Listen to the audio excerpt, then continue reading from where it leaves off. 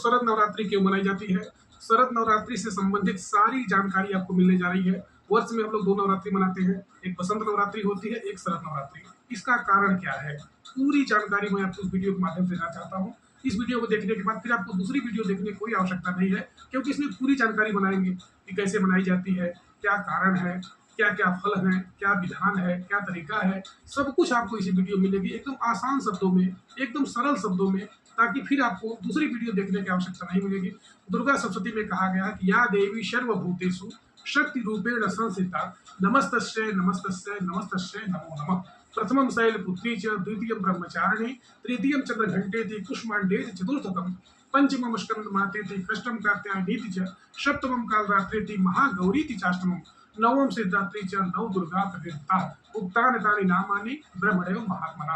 इस प्रकार से बहुत सारे सिद्धांत, बहुत सारे विवरण, बहुत सारी जानकारी आपको इस वीडियो में मिलने जा रही है, क्योंकि यह वीडियो ज्ञानवर्धक है, जानकारी से भरी हुई है। इस वीडियो के अंत में मैं आपको 5 नियम बताऊंगा कि हमें नवरात्रि में क्या नहीं करना चाहिए, क्या करना चाहिए, क्या फल मिलता है, शक्ति की उपासना कैसे की जाती है, कैसे हम लोग अपने सामर्थ्य के हिसाब से दुर्गा जी का पाठ कर सकते हैं, घर में कलश रख सकते हैं, क्या क्या जानकारी होगी, पूरी जानकारी आपको मिलेगी। जैसा कि आप लोग जान रहे हैं कि 22 सितंबर से शरद नवरात्रि प्रारंभ हो रही है।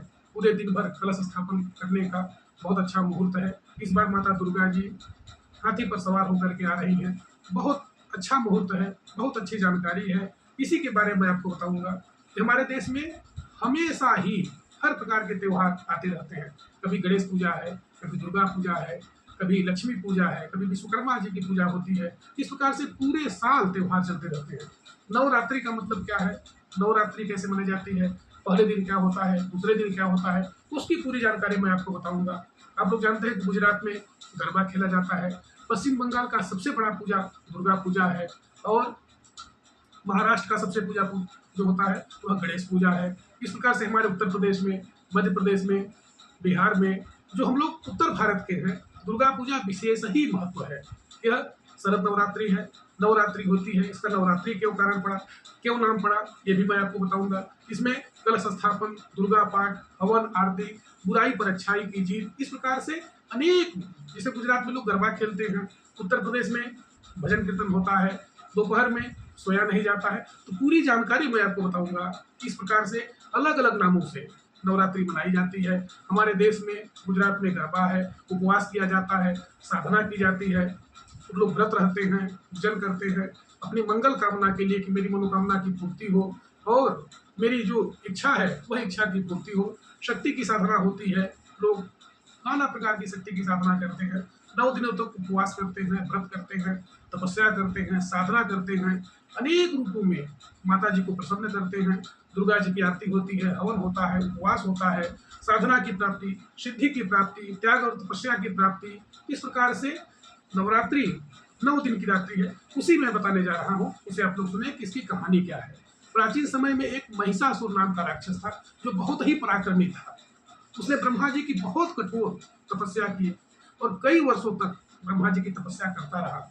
ब्रह्मा जी प्रसन्न हुए, प्रकट हुए। महिषासुर ने कहा कि भगवान, यदि आप मेरे ऊपर प्रसन्न हैं तो मुझे कोई ऐसा वरदान दे कि मैं अपने जीवन में कभी भी मृत्यु को न प्राप्त कर सकूं, मैं अमर हो जाऊं। ब्रह्मा जी ने कहा कि देखो महिषासुर, इस धरती पर जो भी इंसान जन्म लिया है, चाहे कोई भी हो, जो जीवधारी है, उसकी मृत्यु एक दिन अटल सत्य है और निश्चित रूप से उसकी मृत्यु होगी। इसके अलावा तुम कोई दूसरा वर मांग लो। महिषासुर सोचा कि हम दूसरा वर क्या मांगे। तब उसने कहा कि हे ब्रह्मा जी, यदि आप मेरे ऊपर प्रसन्न हैं तो मुझे कोई ऐसा वर दें कि मुझे कोई भी न मार सके, कोई इंसान न मुझे मार सके और मेरी मृत्यु बिल्कुल न हो।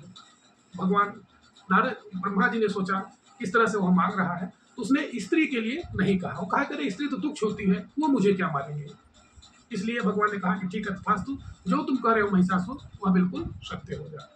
इसके बाद महिषासुर को जब वरदान मिल गया कि मुझे कोई इंसान नहीं मार सकता है, वो लगा अत्याचार करने देवताओं पर, मानव जाति पर लगा प्रताड़ित करने, सबको परेशान करने लगा। कब तो मैं अमर हो गया हूँ, मुझे कोई नहीं मार सकता। चारों दिशाओं में त्राही त्राही मच गई, यहाँ तक कि स्वर्ग में भी सारे देवता परेशान हो गए।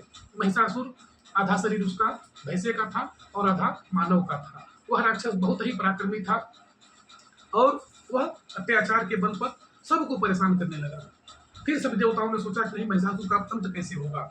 उन्होंने शक्ति की आराधना की, माता शक्ति प्रसन्न हुई और अपने अपने अंश का उन्होंने माता शक्ति को तपस्या त्याग के बल पर अपनी शक्ति दी। इसके बाद सुंदर रूप में माता शक्ति आई। महिषासुर जब शक्ति माँ को देखा तो उनसे विवाह के लिए प्रस्ताव रखा कि नहीं, मेरी शादी शक्ति के साथ होनी चाहिए। महिषासुर जब इस तरह से प्रस्ताव रखा तो माता शक्ति ने कहा कि महिषासुर, हमारा तुम्हारा युद्ध होगा, अगर तुम युद्ध में जीत जाते हो तो निश्चित रूप से मैं शादी तुमसे करूंगी। महिषासुर बहुत प्रसन्न हुआ, अरे ये तो मेरे मन की बात हो गई। लगातार युद्ध होने लगा। इस प्रकार से 9 दिनों तक लगातार युद्ध चलता रहा, भीषण युद्ध हुआ। महिषासुर भी पीछे नहीं हट रहा था। माता शक्ति का पूछना ही क्या है, इतने सुंदर रूप में थी कि लगातार युद्ध होते होते 9 दिन चले गए और 10वें दिन माता शक्ति ने, माता दुर्गा ने महिषासुर का वध कर दिया। इसीलिए हम लोग 9 दिनों तक त्याग, तपस्या, साधना, माता की सिद्धि के लिए, शक्ति के लिए आराधना करते हैं। 9 दिनों का युद्ध हुआ था। 10वें दिन माता शक्ति ने महिषासुर का वध कर दिया। पूरे संसार में प्रसन्नता हो गई। सारे भक्तगण, मानव जीव जितने थे, सब लोग माता शक्ति की जय जयकार करने लगे।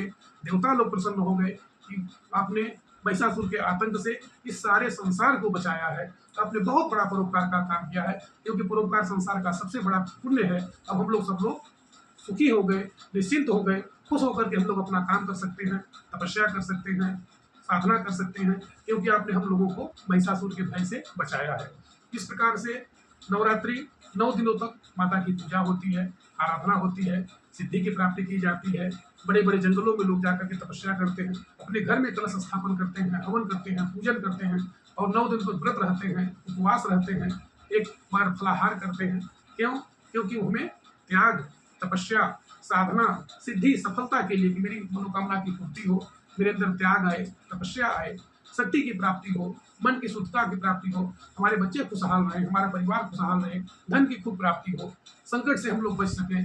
इस प्रकार से इस वीडियो के माध्यम से मैं एक संदेश देना चाहता हूँ कि नवरात्रि में 9 दिनों तक हम लोग अगर यथाशक्ति जितना हो सके भगवान का पूजन करें, आराधना करें, व्रत करें, हवन करें, आरती सुबह शाम करें, मंदिर में जाएं, भगवान की आराधना करें, माँ दुर्गा की आराधना करें। और इस प्रकार करने से निश्चित रूप से माता दुर्गा जी प्रसन्न होती हैं और व्यक्ति को मनोवांछित वरदान देती है।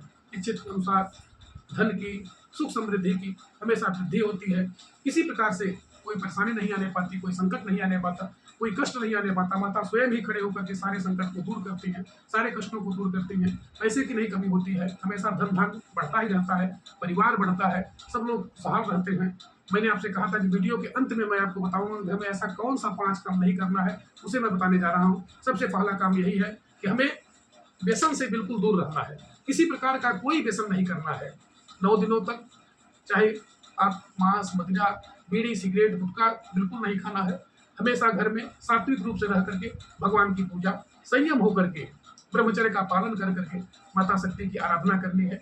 दूसरा काम हमें क्या नहीं करना है कि जब भी जिस बर्तन में हमारा पहले भोजन बनता था, यदि कभी उसमें मांस, मदिरा का अगर आप घर में सेवन किए होंगे या बना होगा तो उसको बिल्कुल अच्छे तरह से साफ करके, क्योंकि लहसुन प्याज हमें बिल्कुल 9 दिन नहीं खाना है, उस बर्तन को खूब अच्छे से साफ करें, गंगा जल छिड़क करके उसमें, तब इसके बाद उसमें भोजन बनाए। अगर हो सके तो दूसरे बर्तन में खाएं। तीसरा काम क्या नहीं करना है कि दाढ़ी, बाल, बिल्कुल नाखून वगैरह हमें नवरात्र में 9 दिन नहीं कटवाने हैं, बाल नहीं कटवाने हैं। चौथा काम क्या करना है, जो नहीं करना है हमें, कि कहीं भी बहुत अगर जरूरी नहीं है तो कहीं यात्रा न करें, क्योंकि आप अपने घर में ही रहें। अगर आपकी नौकरी है, दुकान है, तो आप दुकान दौरी नौकरी कर सकते हैं, लेकिन कहीं बाहर जाना हो, अगर विशेष रेयर है केस है, तभी आपको जाना है, वैसे बिल्कुल नहीं जाना है। 5वां काम, जहाँ आप फलाहार करते हो उसी जगह पर फलाहार करना है। ये नहीं कहा आज यहाँ किए, कल वहाँ किए, परसों यहाँ किए। 6वां, दोपहर में बिल्कुल भी नहीं सोना है। ये नहीं कि बस भगवान का पूजा कर लिए, आरती कर लिए, फलाहार कर लिए, चद्दर लेकर के सो गए, नहीं।